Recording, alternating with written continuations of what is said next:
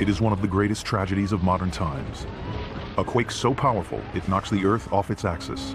A tsunami leaves tens of thousands feared dead. Parts of Japan shift 10 feet out to sea. Parts of the coast drop over 3 feet. What forces create this epic disaster? Now a team of scientists is looking for answers. Never before have we had such a surplus of data. There are no mysteries in this earthquake. We know exactly what happened. Japan's coast lies in ruins. Incredibly, it could have been worse. Scientists' understanding of earthquakes and tsunamis saved lives. But as this disaster shows, there is much more to learn. Japan's killer quake, right now on Nova.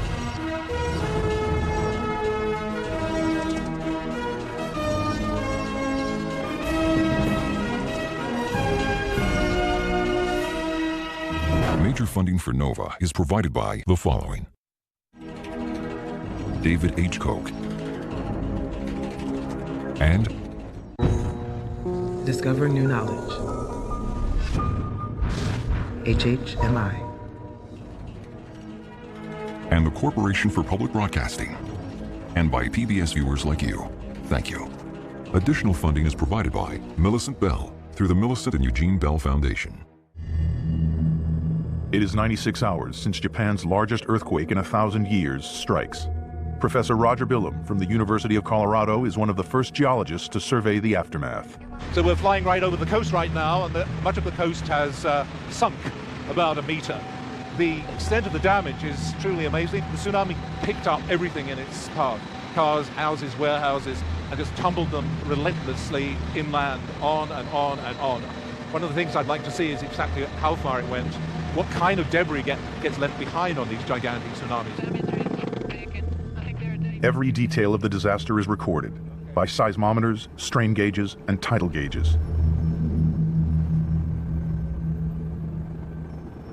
Now Billum looks to piece it all together to find out exactly what happened and why so many lives have changed forever.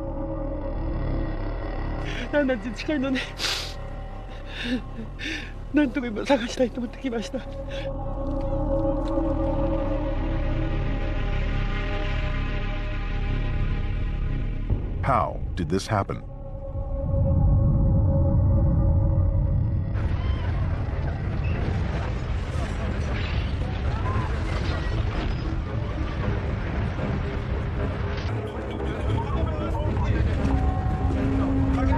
March 11th, 2011, 2:46 p.m. Japanese time.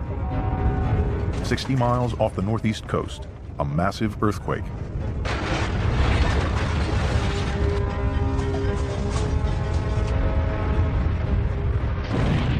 Seismic waves race toward shore. The fastest waves, called P waves, travel at 4 miles a second. 15 seconds later, they hit land. Japan's detection systems instantly pick them up. Within seconds, automatic warnings flash across the country. A computer-generated announcement interrupts a Japanese parliament broadcast.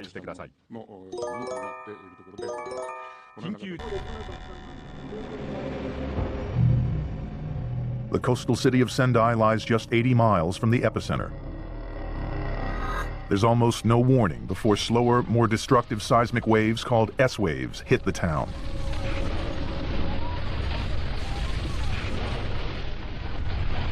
These slower S waves violently shake the ground from side to side.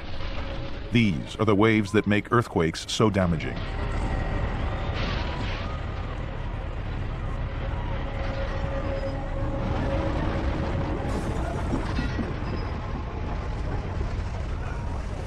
Already, northeast Japan is descending into chaos. The seismic waves travel on. 93 miles southwest of the epicenter, they slam into Fukushima Daiichi, home to an aging nuclear power station housing 6 reactors.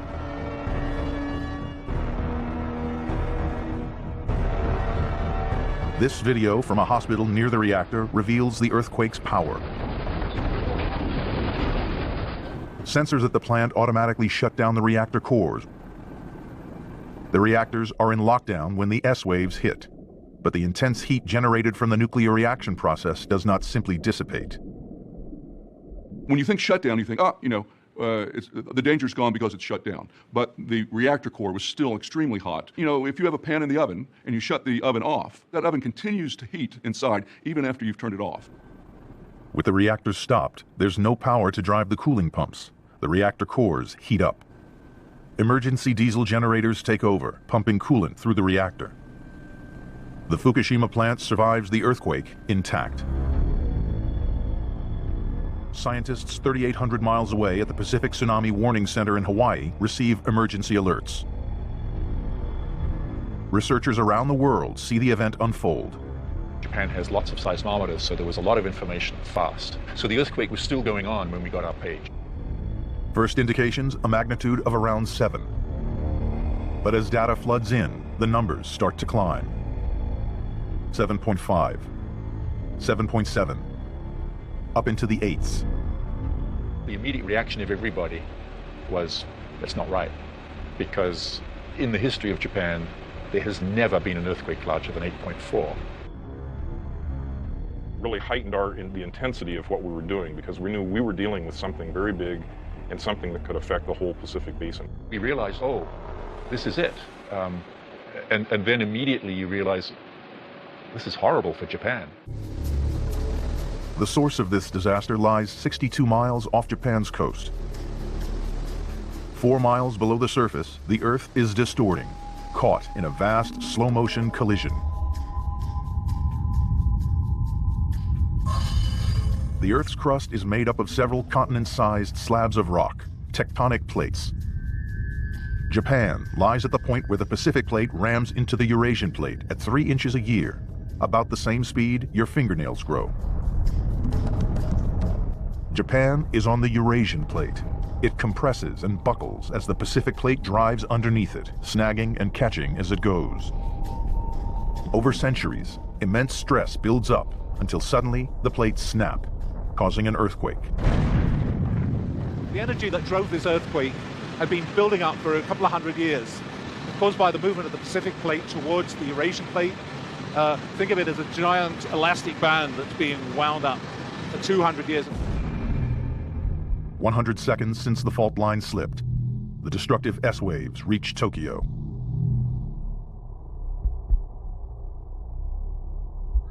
Tokyo 渋谷のスタジオが非常に大きく揺れています。東京の渋谷のスタジオが大きく揺れています。 The city has 60 seconds warning. The quake lasts an unprecedented 5 minutes.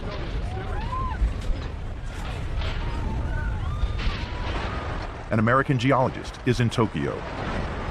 We expected it to end after 10, 15, 20 seconds, something like that, maybe a minute at the most.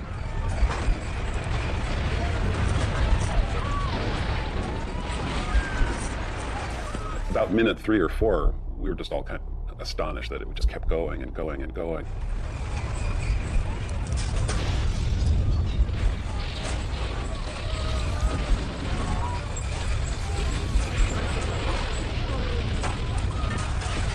Just looking at each other going, is this over yet? And no, it's not, it's still going.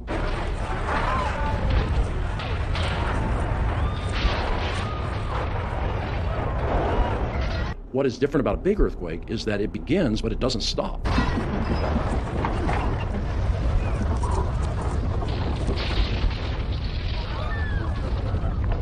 It was kind of a growing realization that it was just getting bigger and bigger and bigger, and it had to be fairly close.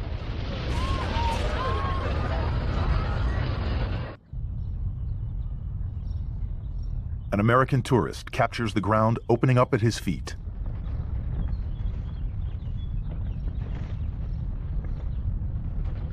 The footage reveals a frequent characteristic of earthquakes, liquefaction. Okay, we have earthquake right now, and this is actually moving. Can you see the cracks moving? That crack was not there. The crack was getting bigger and smaller, going back and forth.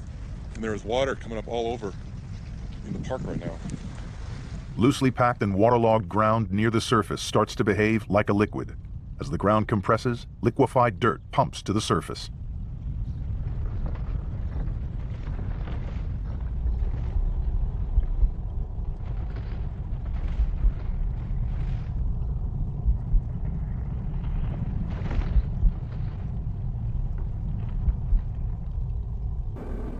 Most buildings still stand. Japan's earthquake warning systems work. Scientists upgrade this quake to a magnitude 9, 1,000 times more powerful than the devastating 2010 Haiti earthquake. But everyone in Japan knows this is far from over. The earthquake's explosive energy is about to unleash another destructive force.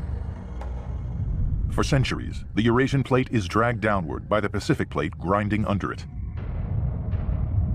The whole upper plate behaves just basically like a rubber block. It just compresses and like a spring like this. And when the earthquake happens, it springs back. The upward motion thrusts a 4-mile-deep mass of water upwards. When the dome collapses back, immense waves race out across the ocean. Just 3 feet high and over 60 miles from front to back, the waves travel at a blistering speed. A tsunami is born.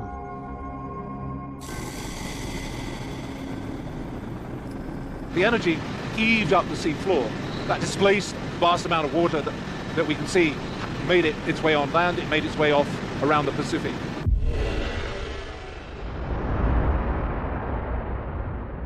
One side of the wave takes off across the Pacific. The other races towards the coast of Japan. Tsunamis travel very fast at a speed that depends on the water depth. And because in the deep ocean, tsunami travels very fast, reaching at times the speed of a jet aircraft. Traveling at over 500 miles per hour, the wave takes just minutes to reach the coast. Here, the shallower seafloor slows down the front of the wave. The wave's fast-moving rear races in. It soon catches up with the front. The increasing pressure pushes the seawater up into a rising swell. 3 miles from shore, a Japanese Coast Guard crew witnesses the growing wave. The tsunami swells up as the seafloor gets shallower. Once they crest the first wave, a second one is upon them. The crew is lucky to survive. Near the coast, the swell becomes a breaking wave. It piles up. A wall of water races toward shore. The very first thing that seems to have happened is that the sea left the land, and some of the footage we've seen shows a huge shoreline being exposed, and then the tsunami built up offshore, and the dynamics of the wave carried it inland.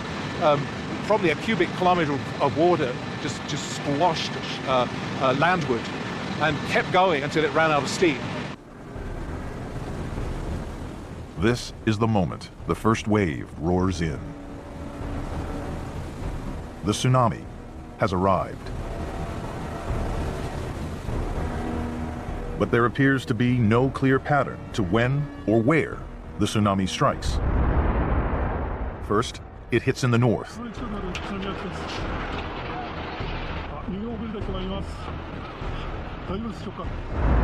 Then in the south. Then it strikes in the north again.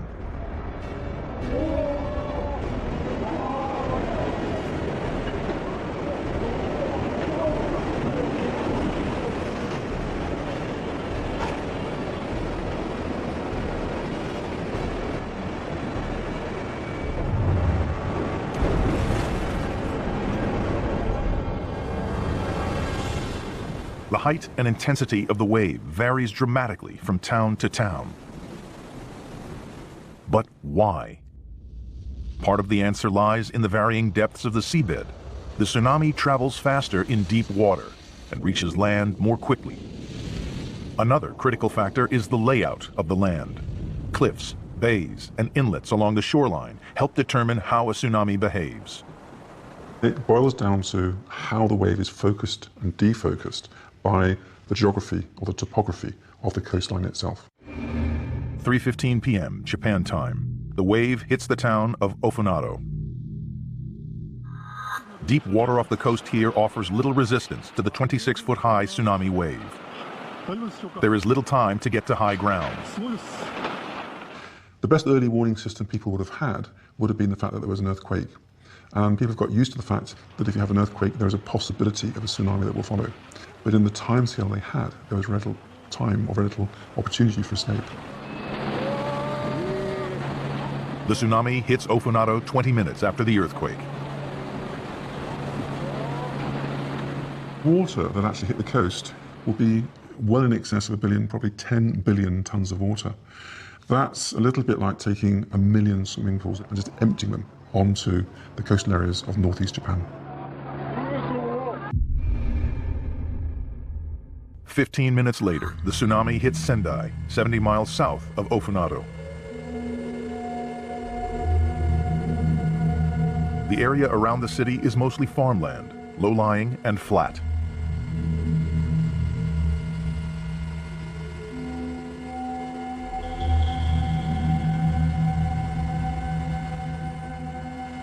The airport here is overwhelmed in minutes.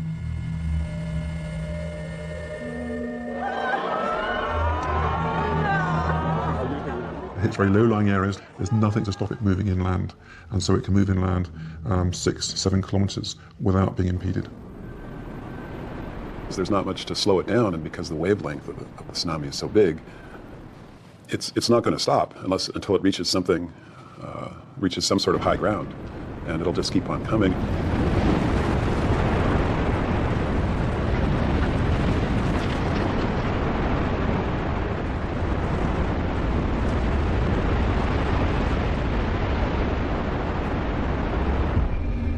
Next, the wave slams the Miyako coast, 110 miles north of Sendai.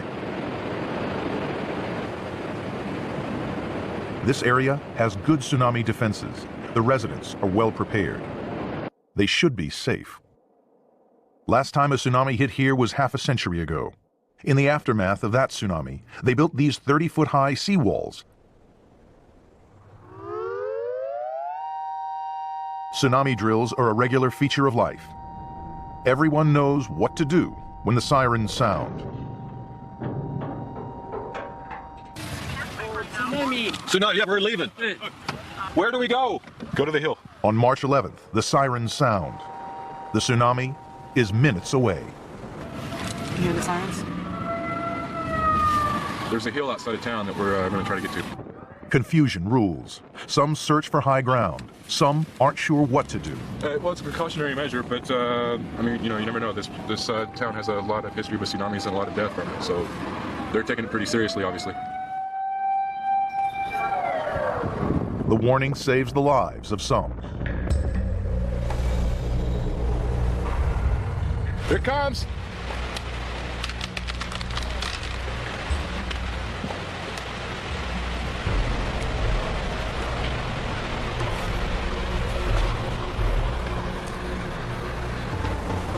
The tsunami easily breaches the coastal defenses.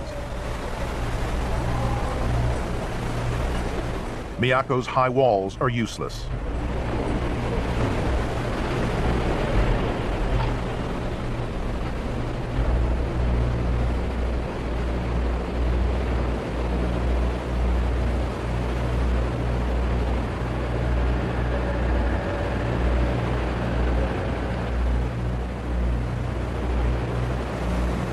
The tsunami is 30 feet high. So why did the 30-foot-high walls fail?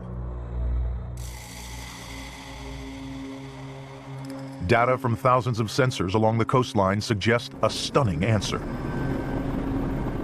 fact that the shoreline has actually subsided means that the sea had plenty of space to go, and it basically filled up the empty space left by the sinking one. Several villages have just been completely ruined with no survivors, and the human death toll is obviously going to be up in the tens of thousands when the final count is in. The earthquake causes the whole coastline to drop by up to 3 feet. lowering Miyako's walls and making the tsunami much worse.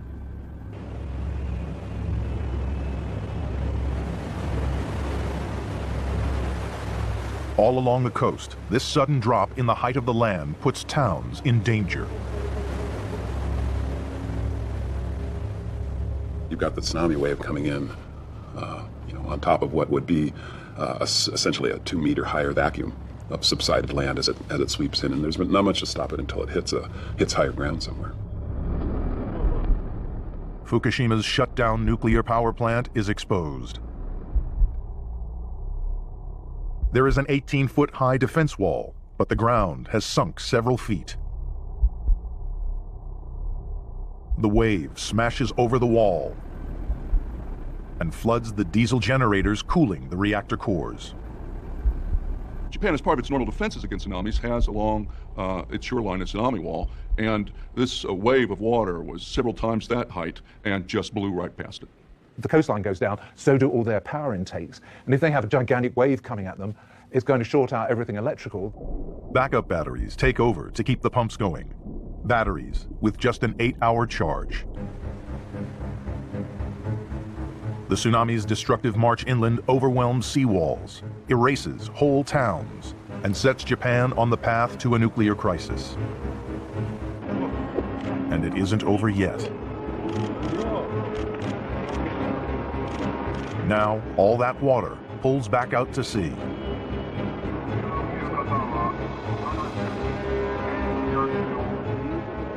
Huge suction as the wave retreats and drags the debris it's created on the way in, the cars, the lorries, the buses, the trains, the buildings, the people.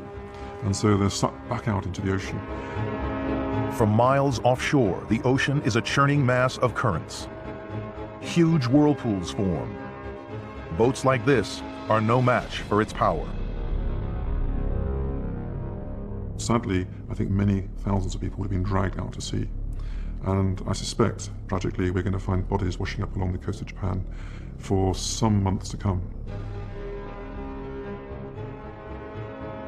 During the night, fires rage across the wasteland.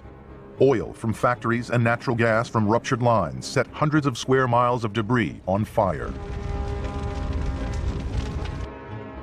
In Tokyo, the train system is paralyzed. Millions sleep in offices and wait for dawn. 8 hours after the quake, the tsunami wave continues to spread across the ocean. Countries all around the Pacific Rim watch nervously. In Hawaii, the Tsunami Warning Center is on full alert. Very quickly, we realized that this was basically the first big ocean-crossing tsunami that had happened in 40 years. Will the tsunami hit Hawaii? If so, when?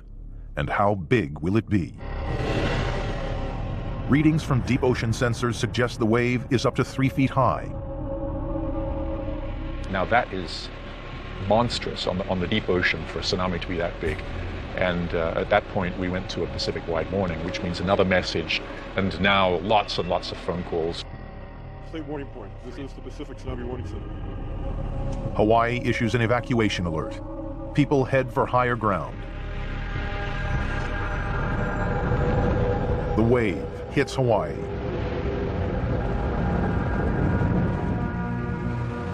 As predicted, it's 3 feet high. For more than an hour, it surges over the islands. Whoa! Gosh, that is big. That is absolutely massive. Just lost my shoes. This is coming straight over the wall onto the main road. That is absolutely unbelievable. Here it comes again. Pouring over the wall. You can see a car making a run for it out there. I'm completely stranded now between the wall and the road. There is tens of millions of dollars in damage. The wave pulls cars and houses out to sea. Hawaii's early warning system gives people time to get away from the coast. Here, unlike Japan, no one loses their life. So the warning system works incredibly well. But obviously, if the event happens literally on your back doorstep, no warning system that could ever be conceived could be quick enough. Tsunamis are simply unstoppable, but they can be tracked. The Hawaii Warning Team monitors the Japan tsunami across the Pacific. We couldn't let our guard down because, of course, the tsunami has continued on, and we have a continuing responsibility to the rest of the Pacific. The scientists effectively warn the world. As the tsunami spread across the ocean, at location after location, we realized, our predictions are pretty darn good. Japan's tsunami surges toward the U.S., its power diminishing with every passing mile. There's a very intensive way, but as it spreads out, that energy is being distributed along a bigger and bigger circumference. 10 hours later and over 5,000 miles from the quake, the tsunami, now smaller and weaker, finally hits California. The wave still creates havoc along the coast. There, certain parts of the coast focused the wave. So although it was only 1 meter in Hawaii, it actually became 2 meters in places like Crescent City in California. And again, because people were warned, there was very little destruction or damage, certainly to human life.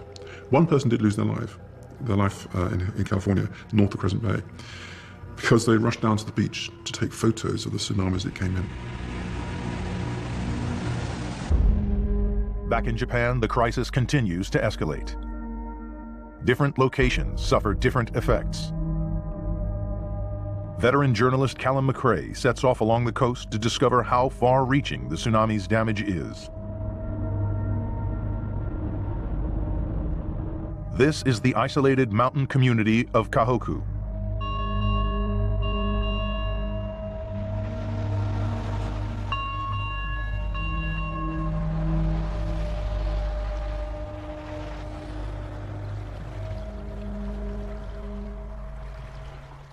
We're up in the mountains, 8 kilometers from the coast, and what's happened here is that the tsunami has created a huge surge which has climbed all the way up the river and then flooded here. The result is stunning. A new saltwater lake among mountains, miles from the sea. この裏にね、川があるんですよ、排水堀ってね。それで、通常はね、ほとんど水がないくらいなんですよ。通常は。ところが、津波後ね、1波目は来なかったんだけど、2波目あたりからやっぱり登り始めて、夜のうちに登ってたね。そして夜のうちに登ってきてね、知らないでいるうちにもうここに水に乗っていたわけですよ。次の日からね。それからずっと引かないでそのままなってんだね。もう私たちも先代からここに住んでいないともうないの。私だけでも70年にならないとこういうこと初めて。70年以上にならないけどね。初めてだね。The locals here fear the receding waters will expose bodies swept up from the coast. Traveling north, McRae reaches Ofanato. At first, the town seems untouched. Look over there. Those houses look undamaged. They've got power and everything here. That's just so strange. Closer to shore, it is a different story.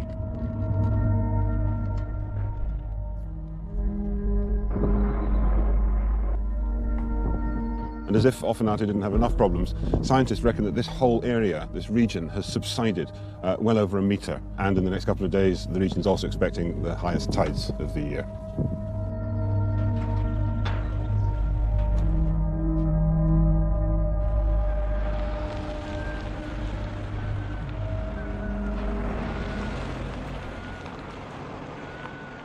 The sea is some 500 meters down there, and yet up here we have this. It's a remarkable sight by any standards, a huge tug which has been brought all the way up here by the tsunami.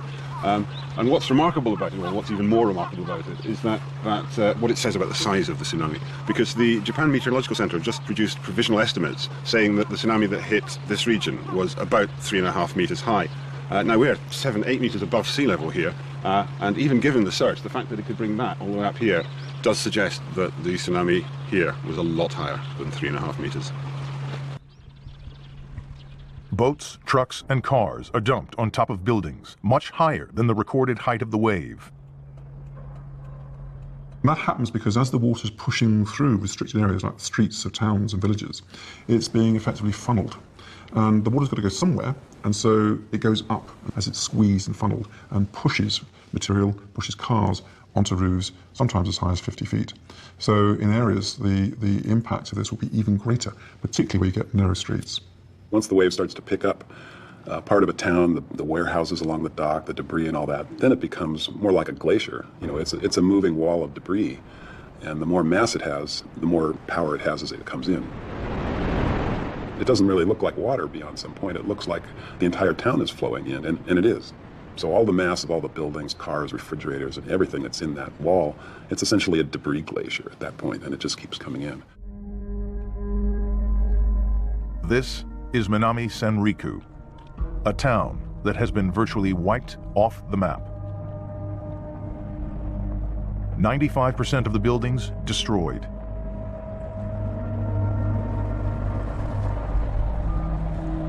Over 10,000 people, half the population, missing.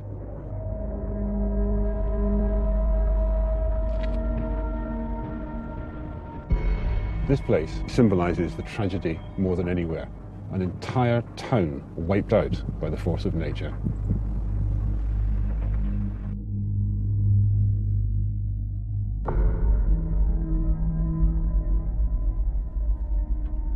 It's almost difficult to imagine one's thoughts as one sees this coming towards you. And as it hits the coast, it's then picking up all the debris, it's picking up buildings, cars and things, and you then end up with this sort of really quite horrific mass moving through towns, villages, across fields, causing complete destruction.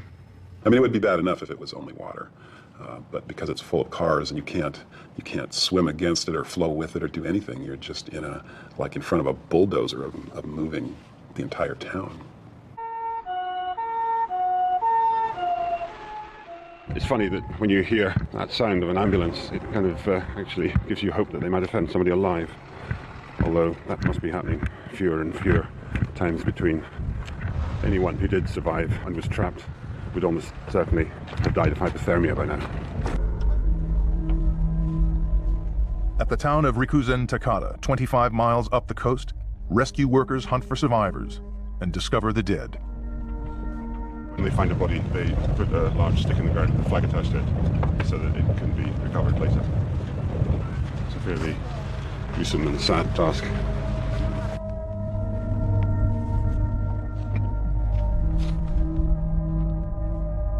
In fact, they're not just collecting bodies, they're also collecting personal mementos as well, which they find like this.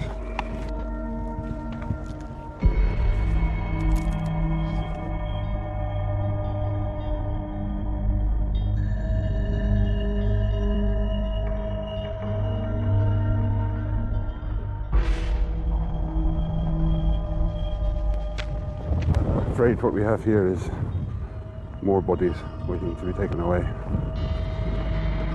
Within days, scientists gather more data from Japan's earthquake and tsunami than from any other disaster in history.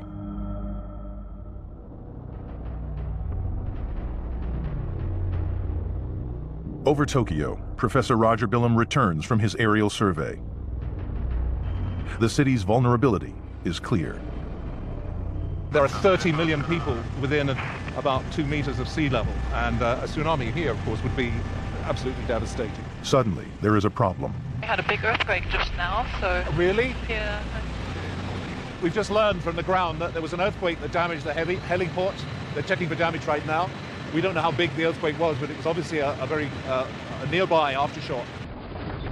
A massive aftershock hits Tokyo, magnitude 6.2.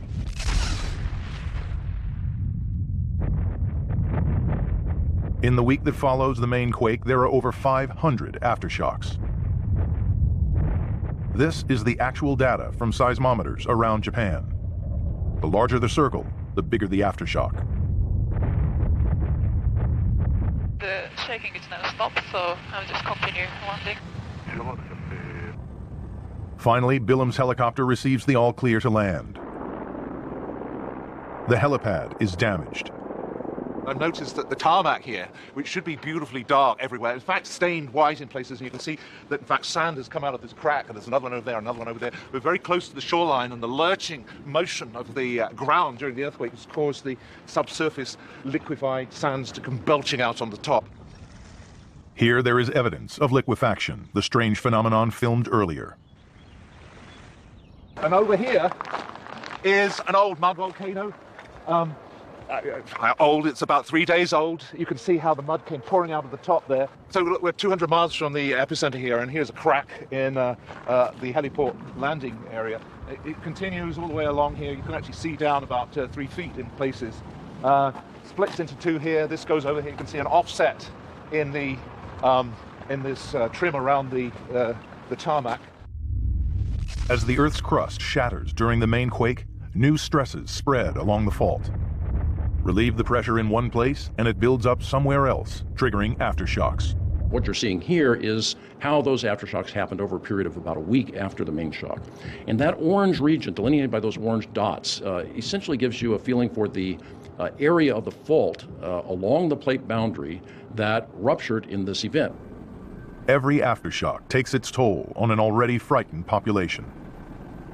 And every aftershock potentially triggers another one. That main shock was followed by hundreds of magnitude 5s and dozens of magnitude 6 earthquakes and a handful of magnitude 7s. Once you had a pattern of an earthquake happening, followed by a bigger one, you never know whether it's going to happen again. Unrelenting tremors are just one of the new realities facing the Japanese people. Hundreds of thousands are homeless. In the regional capital of Sendai, the temporary shelters are full.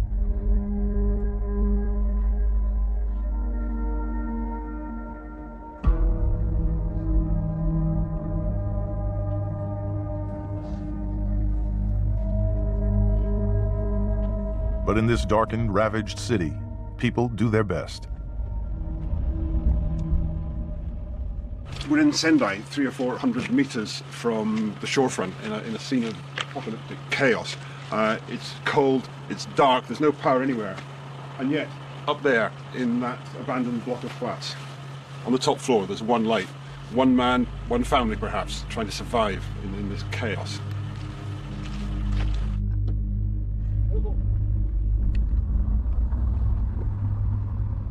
The following day, on the main road back to Tokyo, the artery that connects north and south is empty.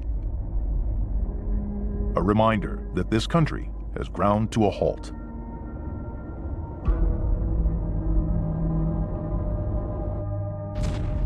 It's already one of the worst nuclear accidents in history if it stops right now. And we're dealing with multiple meltdown possibilities. 2 radioactive substances, cesium and iodine, were detected near the #1 reactor at the plant on Saturday. The Fukushima nuclear base is about 60 kilometers that way. That's about 38 miles or so, I think. You know, we've got the windows closed. We're driving fast. Who knows whether it's safe? The advice is very conflicting. The American government says that let's put an exclusion zone of 80 kilometers. And of course, we're well within that. On the other hand, the Japanese government say it's fine as long as we're more than 30 kilometers away. So, I mean, you can tell, nobody knows. We'll keep the windows closed, and I'll put on a mask. Looks good, huh? At Fukushima power plant, the nuclear crisis worsens. The emergency batteries are dead. There is no power to cool the reactors. Temperatures quickly rise. Water levels drop. Pressure builds. The incredible heat of the fuel rods generates hydrogen gas. The hydrogen explodes. Desperate plant workers inject seawater into the reactors in an effort to cool them.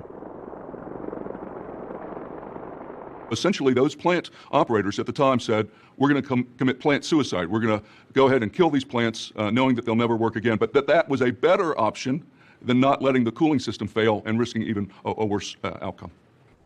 There's been another blast at a stricken Japanese nuclear power plant, the second hydrogen explosion in 3 days. The Japanese military use helicopters to scoop up seawater to dump on the reactors. It doesn't work. The long-term consequence of what is happening at Fukushima remains unknown. the humanitarian disaster continues. Estimates put the death toll from the quake and tsunami at over 20,000. For scientists, the analysis goes on. From all the data they have acquired, one threat is still very real. For years, experts have warned of a large quake and tsunami off the coast near Tokyo. Japan's recent disaster happens 260 miles north, but now the fault lines below Tokyo are even more stressed. What's been expected is a slip of the Philippine plate relative to the the Eurasian plate. And what has actually occurred is slip of the Pacific plate relative to the Eurasian plate. Sometimes a great earthquake will cause the next patch of the plate boundary to slip. So all eyes are on what's happening, how this earthquake has stressed the neighboring part of the plate boundary. You've got to understand this whole region is in a very high state of stress and ready to go. And they've been expected to go any minute. So this recent earthquake is going to have brought that closer. The question is how much closer? When an earthquake like this happens, it basically, all of the stress that it relieves in Earth's crust essentially gets transferred somewhere else. It doesn't go away. It actually adds loading to other parts of the crust. The densest areas of population survive largely unscathed.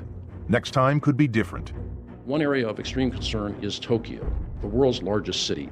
There could be a major event in Tokyo that would be extremely damaging to this very densely populated region. If you were going to choose somewhere to put one of the major industrial economies on the planet, that part of the Pacific Rim is not the place you would choose. It could be happening as we speak, or it might not happen for a decade. The critical thing is, has this particular earthquake shaken that region up so that it brings forward the timing of that earthquake? It's foolish to think that we can stop natural phenomena. What we've got to do is to learn to live with them and minimize the consequences when they happen, and minimize also the recovery time. It's very difficult for science to protect against earthquakes and tsunamis. What science can do is help town planners, engineers to make buildings stronger, to make designs of buildings and cities more resilient. We cannot stop these things happening. We can't prevent it, but we can prepare for it. Scientists believe Japan's tsunami holds valuable lessons for the U.S. One of the interesting things about this earthquake is that it's really a template for what might occur on the northern coast of Oregon and Washington. We know we are expecting an almost identical sized earthquake. Stretching from Vancouver Island to Northern California is Cascadia, a vast and volatile fault line. Here, like Japan, one plate is driving beneath another, squeezing and compressing it. Tremendous pressure builds. Cascadia could rupture in a huge magnitude 9 quake. A megaquake off the Pacific Northwest coast would create a tsunami similar to Japan's.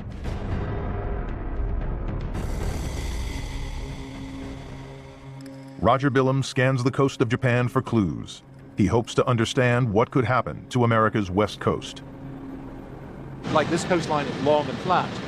Parts of the Oregon coast are mountainous, that's not going to be a problem, but where we have a flat-lying land near the shore, we've got to expect a similar effect. It's a little bit like airplane crashes, that people go in and try to figure out what happened and learn from that. And unfortunately, we learn from these disasters, but it makes people stronger for the next one. The world has seen what happened in Japan. The question is, are we prepared? We compare it to Japan, where the preparation level is higher than what we have in the U.S. And we see that the Japanese had still quite a ways yet to go. It's a little sobering. Think about how many decades of work we have in front of us just to get to where the Japanese were, and then we have to get probably beyond that as well.